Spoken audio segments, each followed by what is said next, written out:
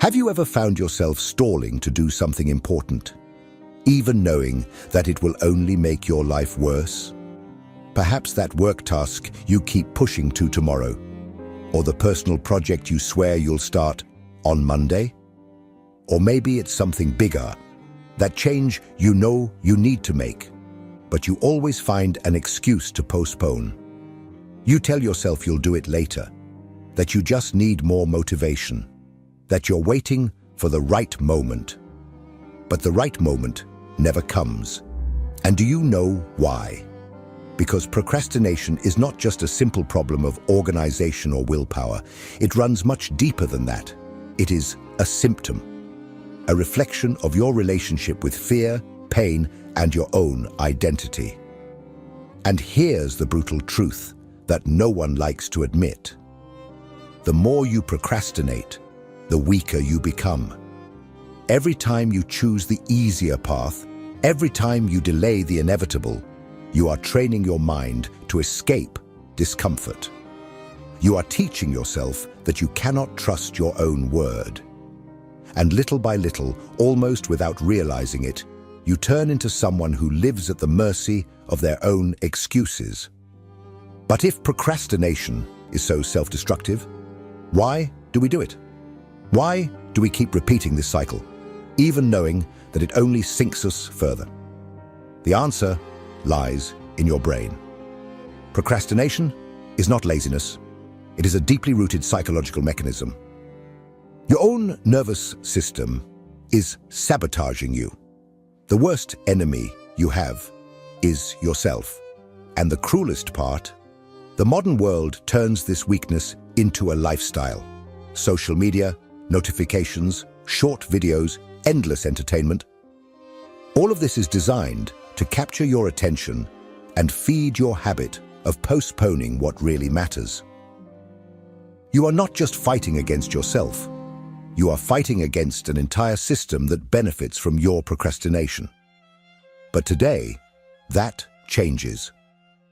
In this video, we will dismantle procrastination down to its roots. We will expose the truths you avoid facing. We will talk about fear, self-sabotage, how your own brain fights against you, and, most importantly, how you can take back control. Because in the end, there are only two types of people, those who do and those who watch their lives pass by. What will you be? Now let's get to the naked and raw truth about what procrastination really is. Most people think that procrastination is just a matter of laziness or lack of discipline. They blame themselves for not having enough willpower, believing that the problem is simply lack of motivation. But this is a superficial explanation. Procrastination is not the problem itself. It is a symptom of something much deeper. If it were just laziness, why can you spend hours consuming entertainment, scrolling through social media, or watching videos non-stop? If it were a lack of discipline, why are there moments when you can work hard, when you are under pressure, or when the deadline is already overdue? The problem is not that you don't know how to act. The problem is what action represents for your mind. Procrastination is a defense mechanism. Your brain perceives a task as something uncomfortable, whether due to fear of failure, perfectionism, low self-esteem, or simply because it is something difficult. And then it triggers an alert. Like an animal trying to avoid pain, your mind finds an escape. Suddenly, any other activity seems more interesting. You say you'll just take a quick look at your phone, and before you know it, an hour has passed. You decide to have a coffee before starting, and when you realize it, the day is over. Time slips through your fingers, but your mind convinces you that you had a good reason to delay. And here's the cruelest detail. The more you procrastinate, the easier it becomes to procrastinate again. Your brain learns quickly. It realizes that avoiding a painful task brings immediate relief and starts to turn this into an automatic habit. You train your own mind to escape discomfort, and this creates a vicious cycle. The more you avoid something, the more difficult and frightening it seems. But that's not all. There is another hidden factor in procrastination, something that almost no one notices. Your identity is at stake. When you postpone something, it's often not because the task is difficult, but because completing it forces you to see yourself in a new way. Think about it.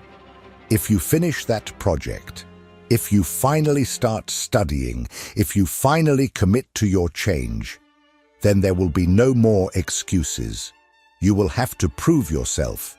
And if you fail, if you're not good enough, if you realize you're not who you thought you were, that fear is paralyzing. That's why many people prefer to stay in the limbo of procrastination. Because as long as they don't try, failure remains just a theoretical possibility. Do you understand now? Procrastination is not laziness. It is fear. Fear of making mistakes, fear of exposing yourself, fear of not being good enough, fear of stepping out of your comfort zone. And fear, my friend, is an invisible prison. But this prison has an architect, an internal saboteur that acts in the shadows, dictating your actions without you realizing it.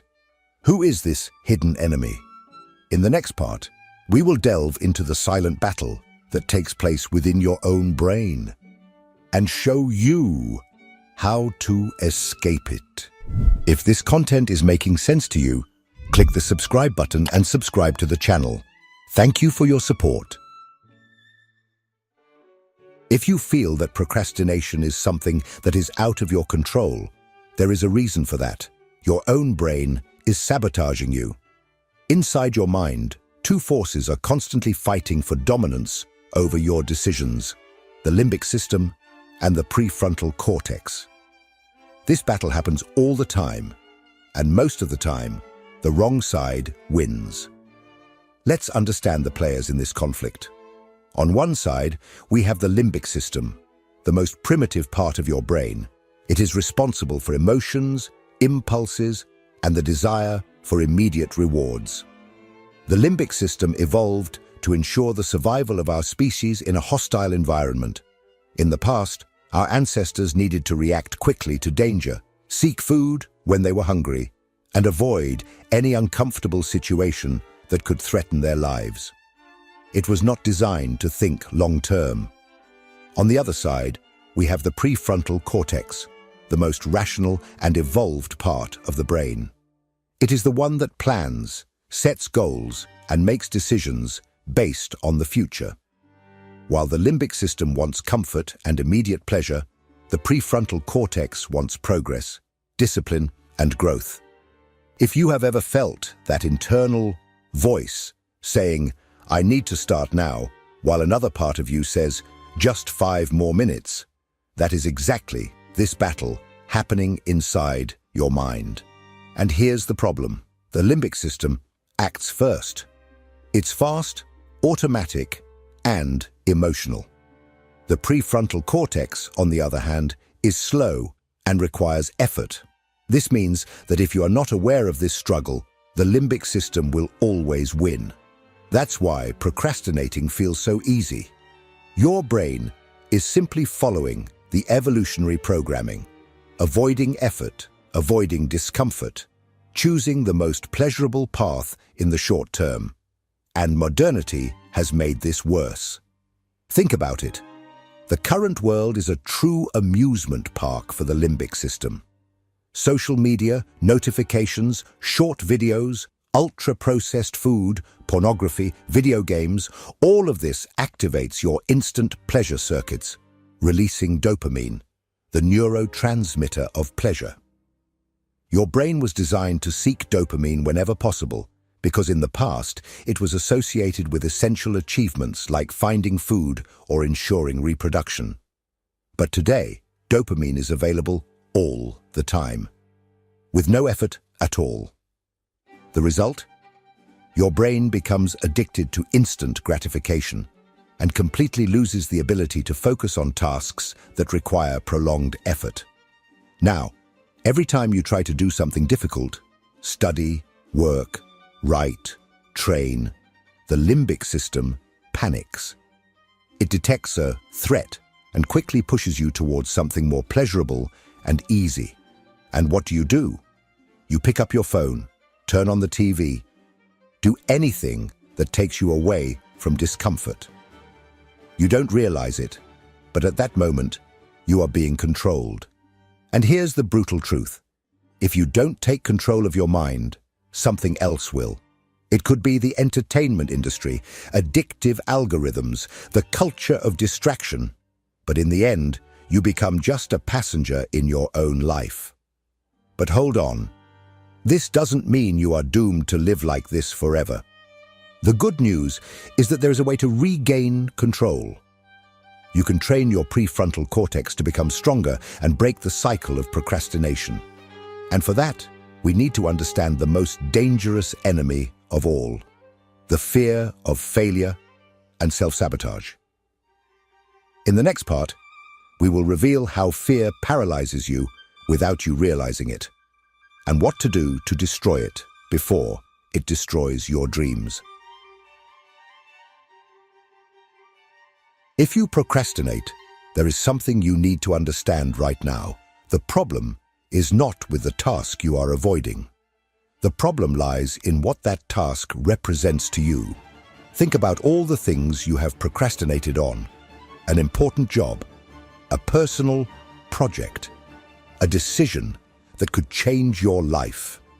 You weren't just postponing the action itself. You were postponing the consequences of that action. You were running away from what could happen if you actually did what needed to be done. And, almost always, that escape has a name: fear. Fear is the root of procrastination. But not an obvious fear, like the fear of heights or public speaking. It's a disguised, subtle fear that operates behind the scenes of your mind. It's the fear of failure, the fear of judgment, the fear of realizing that you might not be as good as you thought. Often, procrastination happens because taking action means testing yourself. And testing yourself means risking failure. While you are just planning, thinking, postponing, you keep alive the illusion that you could do it perfectly if you wanted to. But the moment you start, you expose yourself. And what if the result isn't good enough? What if you find out that you're not as talented, as smart, or as capable as you would like to believe? That is the fear that paralyzes. The fear that says, if you don't try, you can't fail. And that's where self-sabotage comes in.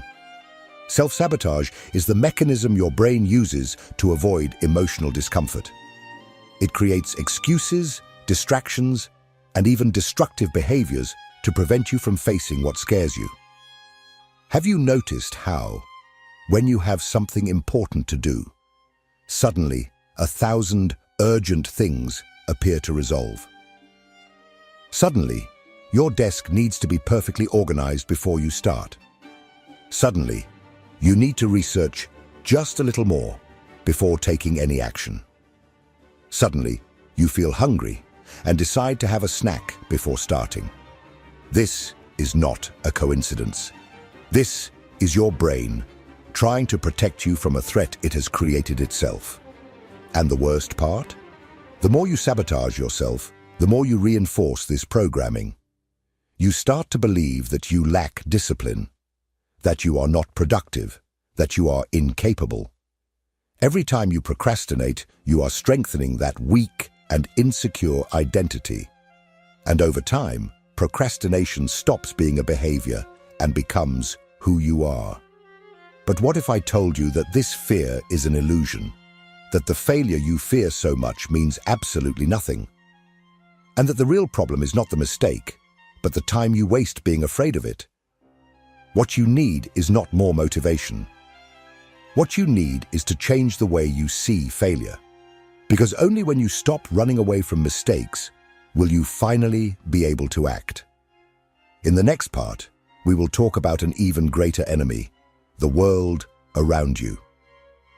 How society, the culture of distraction, and social media are programming you to fail. and what you can do to escape this trap before it's too late. If you think that procrastination is just a personal problem, think again. Procrastination is not just your habit. It is a product of the world you live in. We live in the age of distraction. Never before in human history has it been so easy to avoid any minimally uncomfortable task. Today, you have an entire universe of stimuli available at your fingertips, ready to hijack your attention the moment you think about doing something productive. What once required effort and patience has now been replaced by instant gratification. And guess what? This didn't happen by chance. You have been trained to procrastinate. Think about it. All the big companies in the world, all the tech giants, all the social media platforms have a clear goal: to keep your attention captive for as long as possible. They profit from your distraction. The time you spend on Instagram, TikTok, YouTube, or any other platform is not accidental. It has been planned. It has been designed so that you can't stop. The infinite feed, the constant notifications, the algorithms that deliver exactly what you want to see. All of this has been created to capture and maintain your focus. Because the more time you spend distracted, the less time you spend building something in your own life. And here's the cruel irony. The more you procrastinate, the more guilty you feel. And the more guilty you feel, the more you seek distraction to relieve that guilt. This is not a coincidence. It's a vicious cycle. You procrastinate, feel bad about it, seek comfort in the easy dopamine of social media, and end up procrastinating even more. Now look around you. Do you think you are the only one stuck in this? Of course not. We live in a world where everyone is constantly overloaded with information and, at the same time, incredibly unproductive. We have never been so busy, but we have never done so little. And do you know why? Because the system works exactly like this. A world of distracted, anxious, and directionless people is an easy world to control. Procrastination is not just a personal problem. It is a social epidemic. But here's the scariest part. If you don't take control of your own mind, someone else will do it for you. So, how do you escape this trap? How do you break this cycle and regain your ability to act, to focus, to build something real?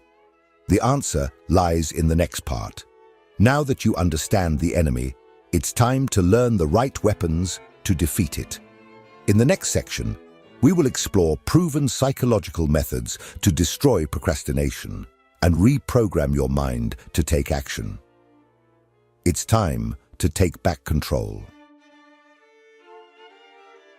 Now that you understand why you procrastinate and how your own brain and society work against you, the most important question arises: how to break this cycle?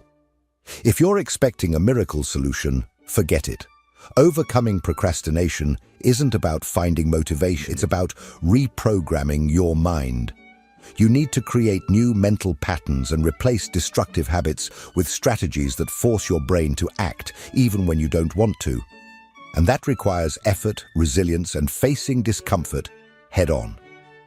If you're ready for that, here are some of the most powerful techniques based on psychology and the workings of your own brain to finally destroy procrastination. 1. The 5-second rule. Trick the limbic system. Your mind will always try to convince you to delay anything that seems uncomfortable. But there's a simple trick to fool this automatic programming: the 5-second rule. This technique, created by Mel Robbins, works like this. As soon as you notice you're hesitating to start a task, count down 5, 4, 3, 2, 1, and just start. Why does this work? Because the limbic system acts quickly to avoid discomfort. But the prefrontal cortex needs just a few seconds of initiative to take control. If you give your mind time to think, you will procrastinate. But if you act before the limbic system comes into play, you break the postponement pattern. 2. The Pomodoro technique. Turning effort into a game. Your brain hates long, tedious tasks, but what does it love? Quick rewards. That's why the Pomodoro technique works so well. It turns work into small challenges. The method is simple. Work for 25 minutes without interruptions, and then take a 5-minute break. Then repeat the cycle. When you complete 4 cycles, you can take a longer break of 15 to 30 minutes. The secret here is to trick your brain. Working for hours seems overwhelming, but 25 minutes? Anyone can do that. What happens? You start, get into the flow, and before you know it, you've accomplished much more than you imagined. 3. The Zeigarnik effect, using your mind to your advantage. Have you ever noticed how a movie or series interrupted in the middle of a tense moment sticks in your head? This happens because of the Zeigarnik effect, a psychological phenomenon that makes the brain obsessed with unfinished tasks. Now, imagine using this against procrastination. The trick is simple. Start your task and stop in the middle. If you have a text to write, write 1 sentence and stop. If you need to study, open the book, read 1 paragraph, and stop. Your brain will feel bothered by not having finished and will want to go back to complete the task. This destroys that thought of, I need to finish everything at once, which often leads to procrastination. Because, in reality, the hardest part isn't continuing, it's starting.